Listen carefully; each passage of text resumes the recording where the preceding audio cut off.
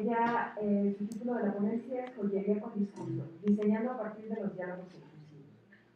Permítanme platicarles un poco de su trayectoria. Ella es licenciada en Diseño Industrial, egresada del Tecnológico de Monterrey, Campus Estado de México. Dentro de la industria de diseño de joyería cuenta con 6 años de experiencia en una empresa de alcance nacional e internacional como responsable del área de diseño y el área de impresión 3D. Actualmente, ella se encuentra en el tercer semestre de la maestría en diseño y comunicación visual de la FES Acatlán, desarrollando un proyecto de investigación titulado Diseño de joyas mexicanas. Por favor, démosle un cordial aplauso y bienvenido.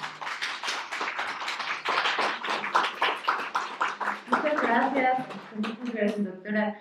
Bueno, chicos, ya les comentó la doctora Norma Mayen que yo me dedico a la joyería. Y entonces, cuando el doctor Oscar nos dio esta titánica tarea de exponer acerca del diseño inclusivo, yo dije, pues es que la joyería no es tan inclusiva, ¿no? O sea, nadie puede llegar a Berger a pedir un anillo de 5 quilates, un diamante, un zafiro con un pavonado de un punto de diamantes de un punto y en oro blanco. Pero obviamente no tenemos ese alcance económico todos, ¿no?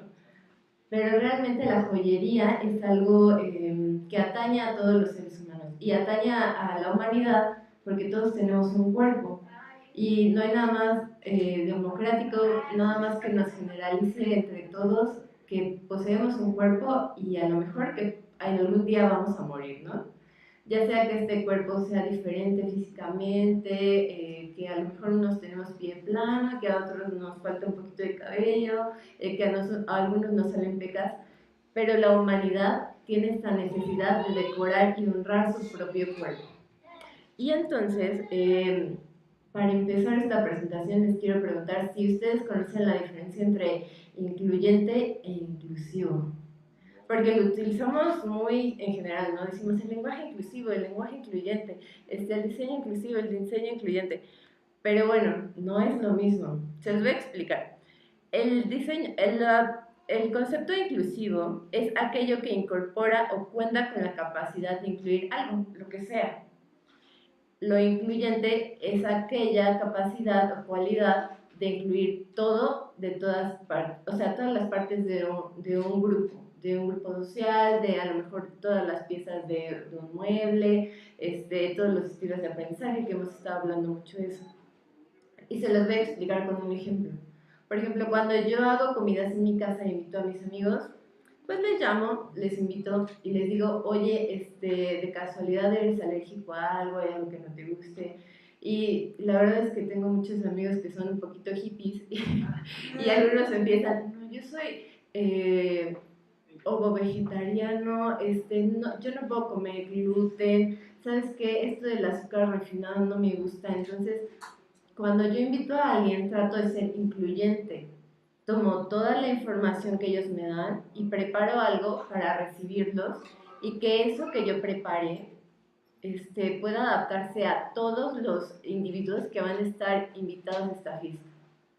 Pero la verdad es que luego me da muchísima flojera estar cuidando los detalles de cada quien y en lugar de hacer un solo platillo que sea incluyente, hago una opción que sea inclusiva, o sea, como una barra de ensaladas con 50,000 aderezos, diferentes tipos de espinacas, verduras, fruta, nueces, todo lo que ellos puedan hacer. Y entonces este proceso se vuelve adaptable, es inclusivo, porque cada quien que llegue a mi casa y decida prepararse algo, lo va a preparar a su manera y se va a adaptar a lo disponible y aún así va a cubrir sus propias necesidades singulares.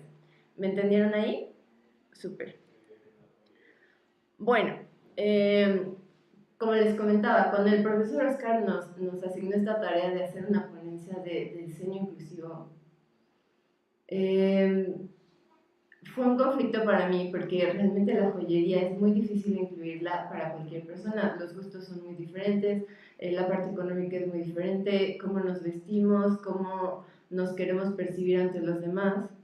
Y comencé a preguntarme cómo deseo ser incluida como creadora o como diseñadora. Y la otra parte, cómo deseo ser incluida como consumidora de joyería.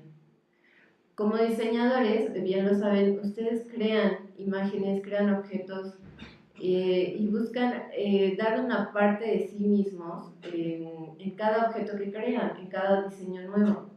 Pero también a la hora de ir a una tienda, a la hora de ir a comer algo, a la hora de ver una película, desean que sus necesidades sean tomadas en cuenta en la oferta que nosotros tenemos. Y es ahí cuando comencé a cuestionarme quiénes eran los creadores de joyería, y no solo diseñadores. Por ejemplo, les voy a dar una pequeña introducción a la artesanía, el arte y el diseño y las diferencias y cosas en común que tienen. Por ejemplo, tenemos muchos artesanos que son creadores de joyería, y la artesanía se caracteriza por ser algo tradicional, algo en un objeto utilitario que conserva las tradiciones o procesos o iconografía de una cultura en específico. El diseño, por su parte, es funcional. También comparte con la artesanía, que se centra en objetos utilitarios normalmente, ¿no? Y con el arte tenemos una parte discursiva, que a veces es manual, a veces es tecnológica, que puede tener algunos procesos tradicionales, pero realmente no se centra en conservar estos procesos tradicionales, sino que se centra en generar el discurso del creador. Todos estos tres convergen en la parte de la creatividad. Y también tenemos un tipo de joyería que se centra en estos tres, que es la joyería contemporánea. Chicos, ¿ustedes saben qué es la joyería contemporánea? Bueno, a diferencia del nombre, que a lo mejor podríamos decir, pues sí, la joyería que está en tendencia y que me gusta mucho y que salen mucho los comerciales, no. La joyería contemporánea hace referencia a un tipo de joyería que es más bien una parte del arte, que es del arte objeto.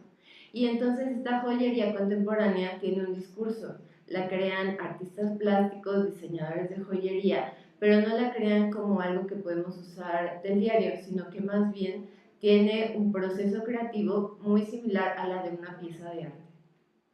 Y, por ejemplo, regresando a la parte de la artesanía, tenemos la artesanía wixárika bueno, artesanía huichol y huichola, pero ellos se autodenominan wixárikas, que son un grupo étnico que se encuentra sí, Nayarit, Guadalajara, San Luis Potosí y algunos otros estados de nuestra república. Y ellos en su joyería lo que hacen es representar concepciones de su propia cosmovisión y de su parte religiosa. Es realmente un arte sacro.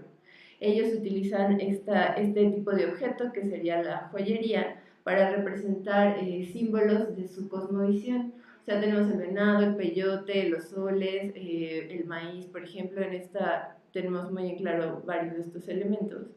Y lo utilizan para representar y enviar un mensaje hacia sus pares, hacia miembros de su propio colectivo, de su propia etnicidad, en el cual pueden interpretar un mensaje de identidad y más que nada religioso.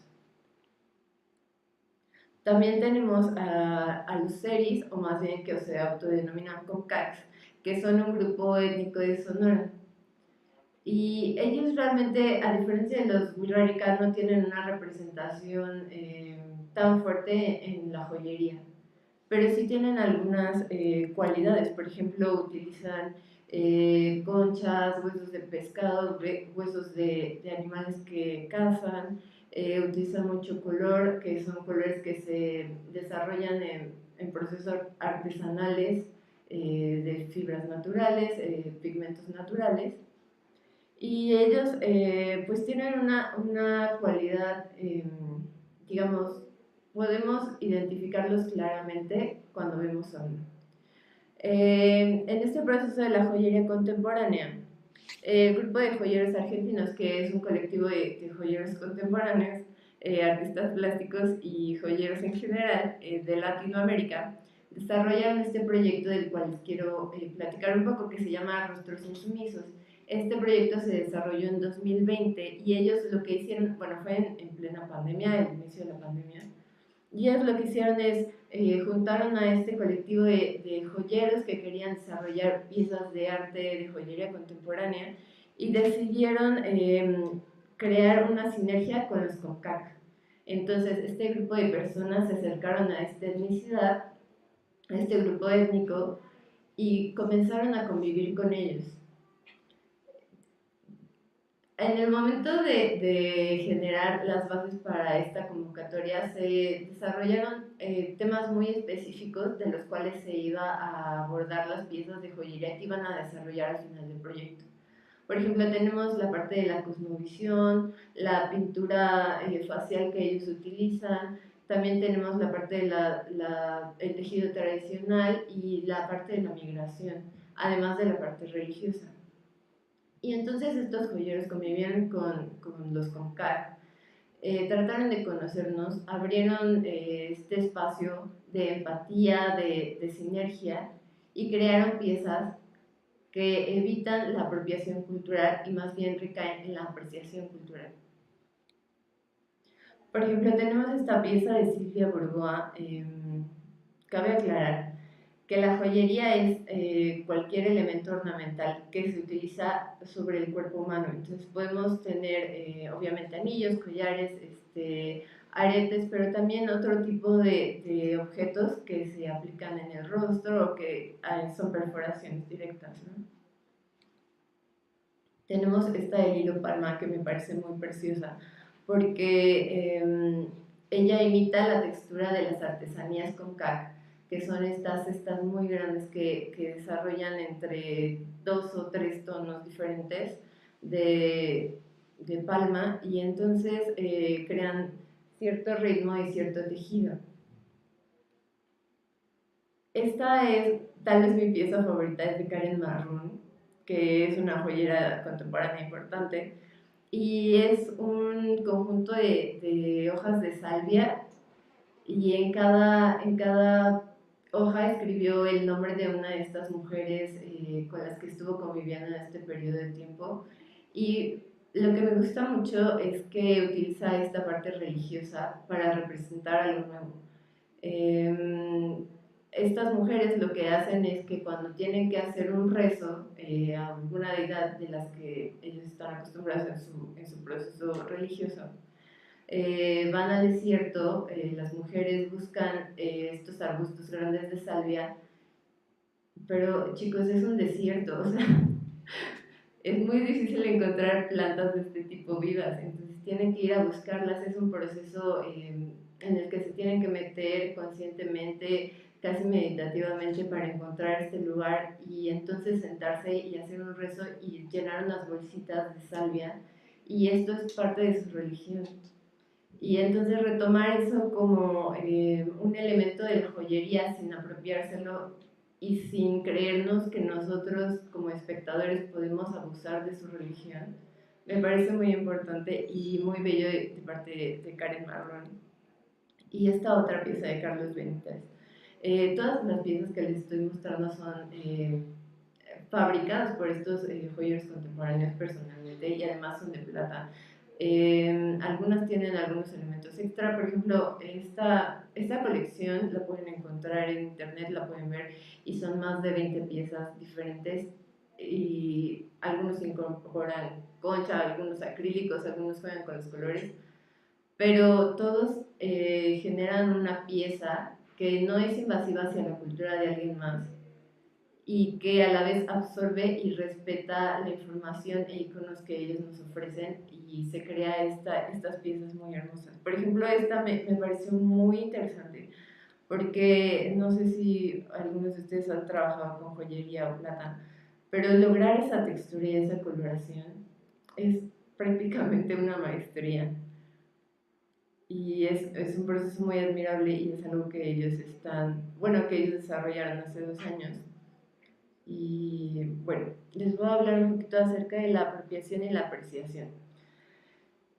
Yo supongo que ustedes ya conocen un poquito de la apropiación cultural porque es un tema muy sonado, ¿no? O sea, tenemos marcas como Carolina Herrera que utilizó los tenangos, otras por ahí que de repente copian nuestros símbolos o nuestra iconografía y la venden en Europa y ni siquiera se hacen cargo de retribuir a los artesanos o retribuir la autoría de un grupo.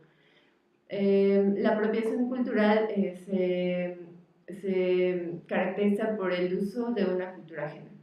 O sea, vamos, yo soy una persona que vive en la Ciudad de México, no tengo una relación étnica con algunas otras personas, mi familia no tiene ninguna ascendencia de este tipo, y yo no puedo llegar con los Navajo y decir, bueno, yo voy a apropiarme de este diseño y voy a venderlo y lo voy a utilizar. No es parte de mi cultura. Hay algunos que sí y pueden utilizarlo, pero más que nada se pone a los artesanos o a las culturas en una situación de explotación cultural. También se caracteriza por la falta de profundidad conceptual, es decir, que simplemente copiamos las imágenes tal cual. La ignorancia semántica, igual, copiamos y ni siquiera profundizamos en qué es lo que significa lo que estamos mostrando, ¿no? Podría ser incluso ofensivo a alguien que utilice, no sé, la Virgen de Guadalupe en Asia y la ponen en playeras y en calzones y lo que sea, y alguien que sea muy religioso y llegue a este lugar y la vea, se va a ofender tal vez. Y el uso del lenguaje irrespetuoso. Y esto se refiere a que en algunos comerciales, en el uso de publicidad, incluso llegan a ser despectivos con la iconografía que ellos están utilizando en sus productos. Y por el otro lado tenemos la apreciación cultural, que se centra en el respeto, en la retribución de la autoría y económica de los artesanos y autores o del grupo étnico al que se está refiriendo, el honrar sus costumbres y sus espacios y significados, el uso apropiado de los códigos, la autoría y la tradición. Bueno, como conclusiones, me gustaría contarles un poquito acerca de mi proyecto. Mi proyecto es de diseño de joyería mexicana y lo que estoy haciendo es incorporar diferentes materiales de la cultura mexicana, prehispánica específicamente, del centro del país, azteca, pero lo que decidí es incorporar materiales tradicionales, por ejemplo, pigmentos naturales, también tengo parte de barro y, por ejemplo, les traje un poquito de una muestra de textura que estoy realizando que es de Shakira y es una técnica que aprendí hace unos años de la joyería urrárica. Y lo importante, chicos, es que para mí no es apropiado copiar una cultura. O sea, yo podría, porque tengo la capacidad de desarrollar estas flores preciosas que hacen las wixárikas o estos tejidos gigantescos, hacer un pectoral completo, pero a lo mejor no podría yo, como una persona del centro del país, absorber completamente el significado que ellos tienen. Sin embargo, sí puedo replicar algunas de sus técnicas o observar sus texturas, la composición que ellos tienen, los colores, etc. En ese sentido, tenemos que tener cuidado como diseñadores y los invito a hacer una reflexión que cada vez que queremos hacer diseño mexicano, no copien lo que ya hay, no vayan y pongan a Frida en todo lo que pueden, no metan más imágenes de Tenango si no saben lo que significa. Tratemos de abrirnos, sí es nuestra cultura, pero México es tan amplio que es como decir, me encantan los coches, pues sí, pero dime cuál coche, ¿no? O sea, hay una variedad gigantesca de automóviles y podemos decir, me encanta México, pero México es tan amplio que existen naciones dentro de esta nación.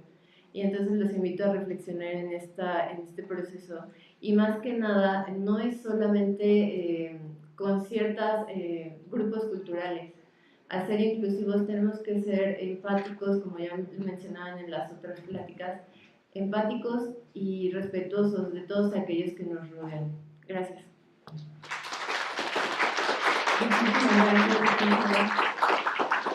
Creo que es un tema que nos puede dar muchísimos procesos de reflexión y más esta última parte en la que nos hablabas de cómo debemos de conocer para poder reinterpretar. Creo que va en ese sentido.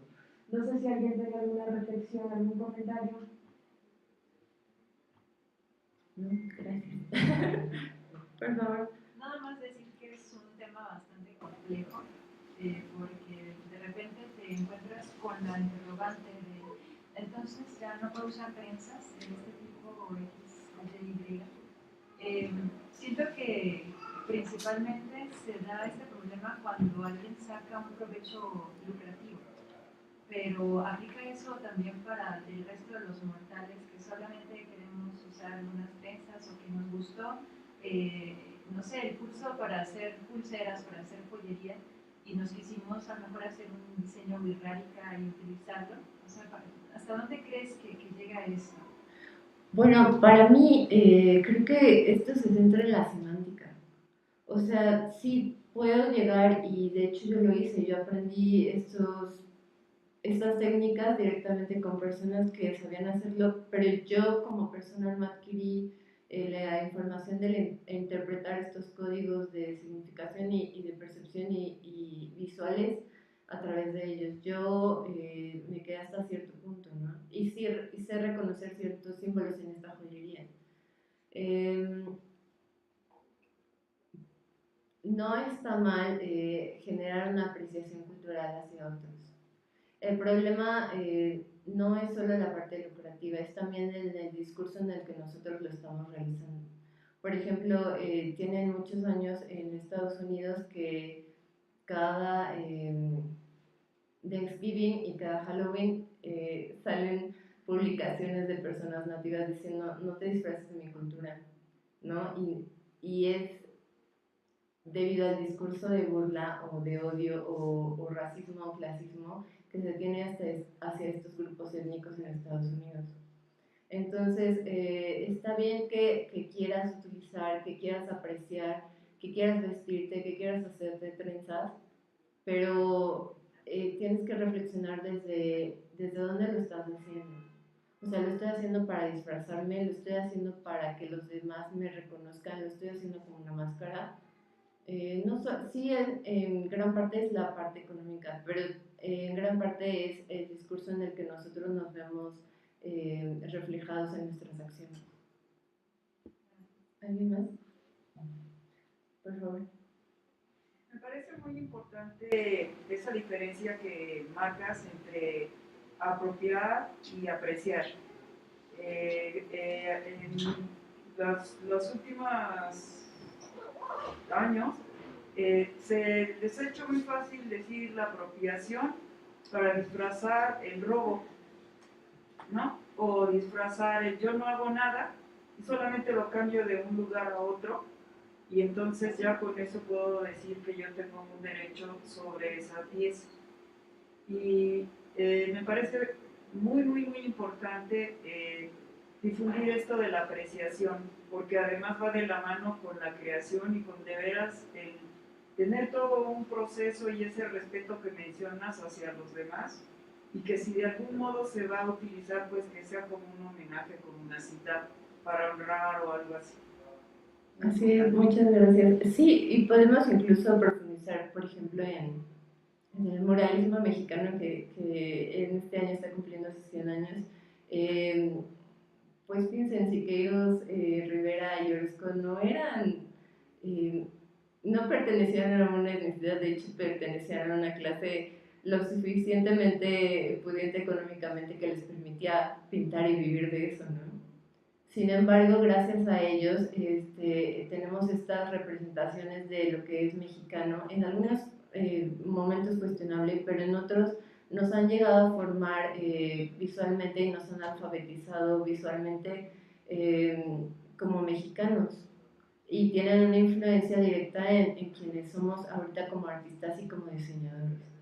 Entonces, sí, obviamente tenemos que ver esta parte discursiva y esta parte empática y también profundizar en el proceso de diseño. Como les digo, no es simplemente copiar.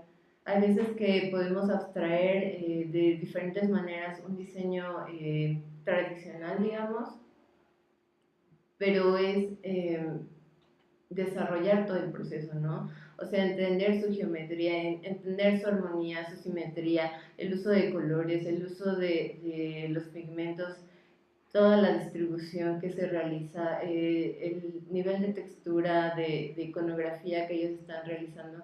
Y como diseñadores nosotros contamos con estas herramientas para generar algo nuevo a partir de algo tradicional, sin robar y sin copiar. Y bueno, creo que eso sería todo. Muchísimas gracias. Gracias.